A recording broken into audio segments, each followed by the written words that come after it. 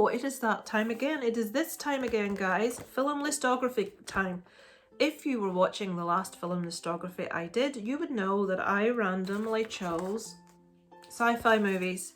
Sci-fi is not a genre that I'm a massive fan of. I didn't get to watch the Andromeda Strain, so I don't know if that would have made it or not. That's a little illustration there that accompanied it. So let me go down. I have a few honourable mentions, and I will explain to you why they're honourable mentions. Because I'm not the biggest fan of sci-fi, right off the top of my head I can maybe think of 5 movies that I really enjoy. But I had to sit and dig through like 100 best science fiction movies to try and, you know, jog the old memory. And quite a few that it mentioned here wouldn't have been ones that I would have thought of as science fiction.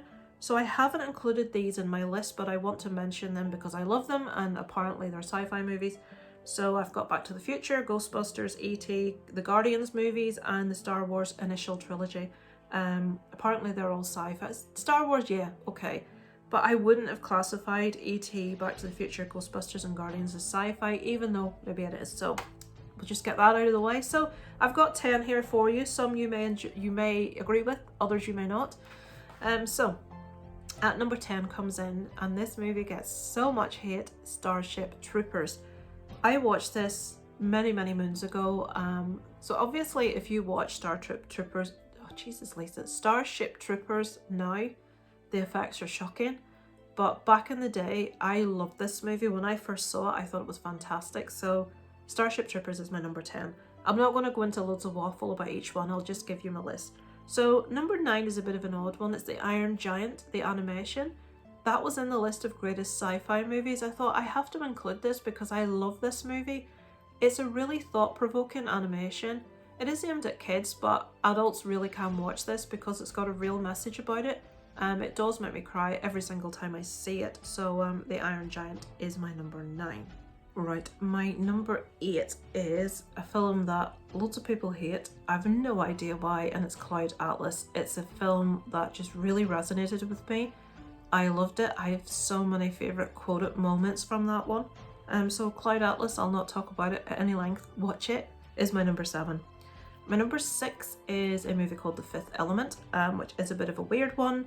It is a bit strange. I adore the soundtrack to this. This came out when I was working in Blockbuster, and it was one that I always put on in the shop. We weren't really supposed to, but I did because I just loved the whole visual effects in it. I loved the, you know, like the music's just streaming around the store. So yeah, The Fifth Element is my number, is that 6? No, my number 6.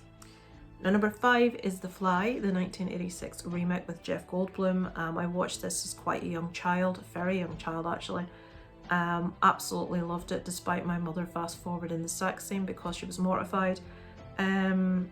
Love it. Love the relationship between Gina Davis and Jeff Goldblum. It just such a moving scene in that, approaching the end between them two and the acceptance of the situation that he's in. Absolutely love it. Love the special effects. I love Jeff Goldblum anyway, so yeah. My number 5 is the remake of The Fly. My number 4 is quite a long movie, but I feel really well worth watching, is The Abyss. I watched this also when I was quite young. It maybe wouldn't have been something I'd have chosen to sit down myself and watch. I think my dad was maybe watching it. Really enjoyed it. It is a bit long. I know a lot of people feel it's a bit slow, a bit dull, but it's a movie that I personally really enjoy. So that's my number 5. Hang on. 10, 9, 8, 7, 6, 5. Yeah. So The Fly was, I've got my numbers wrong, but you get my drift. So my number 4 is a movie that I have forever been waiting for a sequel to. It's my most anticipated, come on, do a sequel for God's sake movie, and it's District 9. I love the character of the lead actor in this. I loved where we went. It was a really moving film. As I've always said, I need to be emotionally affected by a movie to really enjoy it, or just be really overly, like, it must be really entertaining.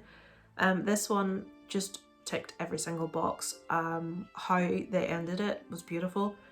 I love this movie and I want to see what happens next. I want so many questions answered. So District 9 is my number 4.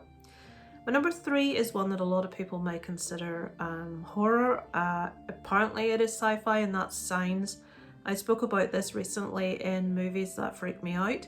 I spoke about the ability of that movie to get across the complete tense, terrifying atmosphere of something being on your roof and something being outside your home and trying to get in, and you're trying to protect yourself and your family. Absolutely loved the tension built up in Signs. I'm a big Shyamalan fan. I know a lot of people maybe aren't so much. A couple of movies I'm not keen on, but most of his movies I do really enjoy. But Signs is probably my favourite Shyamalan movie. So that's my number 3. So guys, 2 and 1 are going to be really obvious. They would be right at the top of everyone else's sci-fi list, and they're the first 2 Alien movies. What way around are they though? I actually prefer Aliens, the 1986 movie, so that is my number 1, and the 1979 original Alien is my number 2. I love both movies, but I prefer the 1986 one. I actually saw it first. Obviously in 79, you know, it's like way before the time I would be watching movies, but Aliens I did see and absolutely adored Ripley as a character, as such a strong female character, and I would like to see more. I don't want to just see cannon fodder. I've heard a lot of complaints from men about, after having watched Evil Dead Rise, that there's too many women in horror movies. We want male protagonists. I completely agree with you guys. I want to see more male protagonists, but the female protagonists that we see, I want to see more strong women like Ripley. The main reason there are so many young, beautiful women in horror movies is because most of the audience are men, and the men want to watch. This is the whole final girl thing. If you think to most big slashers and most big horrors, they've got beautiful women in. They don't have like elderly, older female protagonists. They have young, beautiful women that are going to appeal to the target audience that are watching the movie. So I think that answers why like horror movies are full of young, beautiful women. But yeah, give us more male protagonists, and also make our female protagonists normal women, but strong, confident. You know, I don't want to see constant pretty girls in movies. Show us someone that's strong, confident, bolshy. Show us someone like Ripley. And if you're a fan of the Terminator movie, Sarah Connor, show us someone like that. So yeah, that is my top 10 with a few honourable mentions, favourite sci-fi movies, guys. I'm not, as I say, very up on this genre. I don't know an awful lot about it.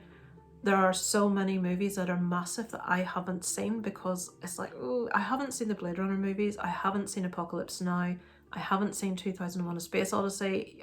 I know, but I haven't. So if you're wondering why they're not in there, a lot of the big sci-fi movies I haven't seen because I'm not really a fan of the genre, guys. But those movies I mentioned are favourites of mine. I hope you enjoyed listening to my list. Please feel free to do one if you so wish. I shall watch along very happily. And thank you for watching, guys. My next one, I'm not going to do a random pick, because while I was sat here watching something on telly, I listed my favourite actresses and actors. So my next 2 videos are going to be favourite actors, favourite actresses. So that shall be out sometime, probably next week. Thanks so much for watching, guys. I look forward to speaking to you on the next one.